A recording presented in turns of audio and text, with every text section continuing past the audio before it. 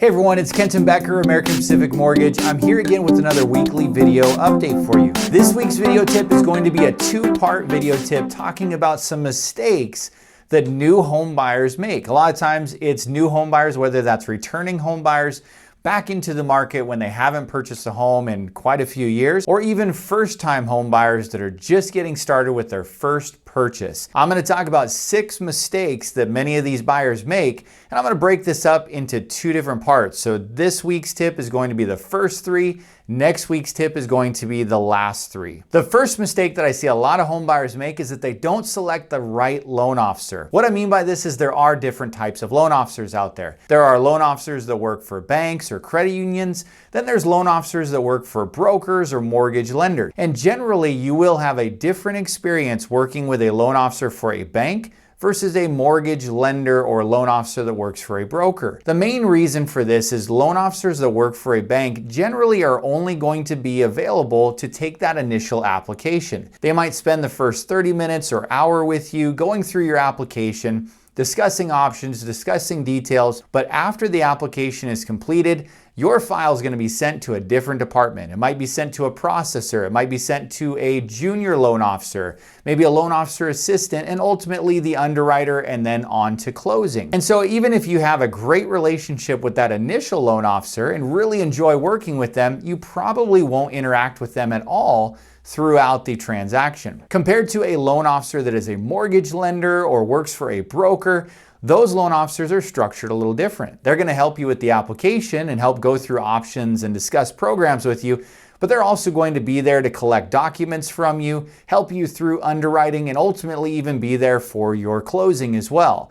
Also, most mortgage lenders and lenders that work for brokers, they're going to want to help you with all your future transactions, including refinancing, helping you with future home purchases, helping all your friends and family, everyone that you come across. They want to be the last lender that you use for the rest of your life. So working with a mortgage lender is definitely more of a one-on-one customer service focused experience, rather than working with a bank or credit union is more structured like an assembly line. The other mistake that a lot of first-time home buyers make when selecting the wrong loan officer is they look for a loan officer that maybe has a lot of experience, but doesn't necessarily have experience in the types of loans that they're looking for.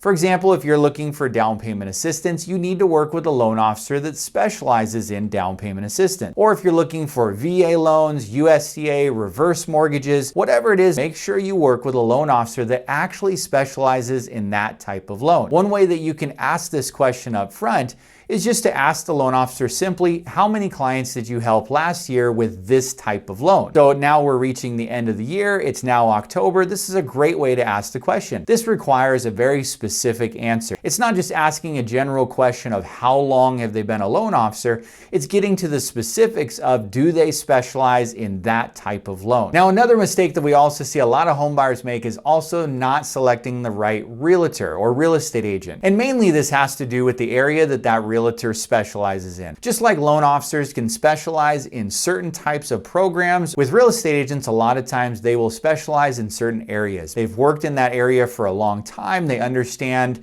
what is happening as far as market activity. Now, we do find that some agents specialize in more narrow focus markets where others are broader markets. I have some agents that I work with that are very specific to parts of King County, and then other agents I work with that are very wide ranging in the Tri-County, Pierce, Snohomish, King County areas and all across our state. But what we're definitely going to find is that most areas will have some limitations to the areas that they service. Now, they might refer out to another agent within their organization that might specialize in those areas. But what you don't want to do is work with an agent that doesn't know anything about the area that you want to live in. At the same time, you don't want to work with an agent that really is kind of taking this on as more of a part-time role. You're looking for an agent where this is still their primary career, this is their full-time job, and they're not just doing it on the side as something they do in the evenings or on the weekends. And this really also applies, I should say, to a loan officer as well. Make sure that you don't, we'll call this a bonus tip, make sure that you don't work with a loan officer that's part-time or just doing it on the sides as a side job either. All right, the third mistake that we see a lot of new home buyers make is that they just in general overcomplicate the process. The first way that a lot of buyers overcomplicate the process is that they start it with too many lenders. I will see this all the time where a new home buyer thinks that, well, I need to go do my application with 5 different lenders so I can see 5 different quotes and see which one has the best interest rate or which one has the best closing costs.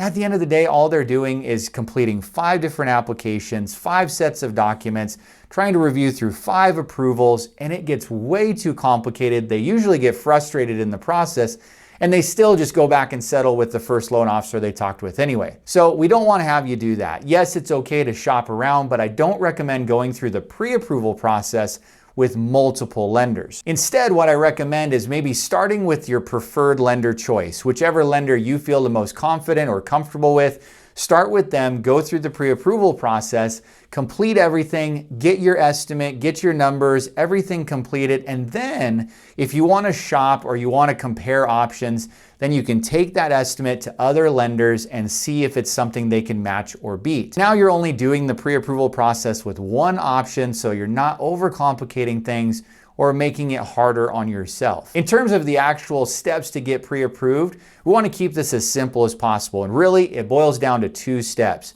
Step number 1 is to fill out an application. Now I'm going to put a link right below here for my application in case you're interested, but just fill out an application with a lender, whichever lender you've selected, and that will complete the first step. It only takes about 15 or 20 minutes to go through this application, so you can get it done pretty quick.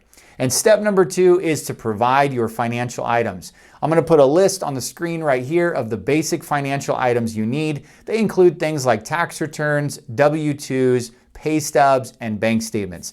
As long as you have these items available, you can send them over to the lender and they'll be able to start the review process. So those are the first 3 mistakes that I want to cover in this week's tip. I'm going to bring 3 more mistakes to you next week. So if you have any questions on this or if you have any comments, you can comment below. Thanks so much for joining me this week. Have a great week.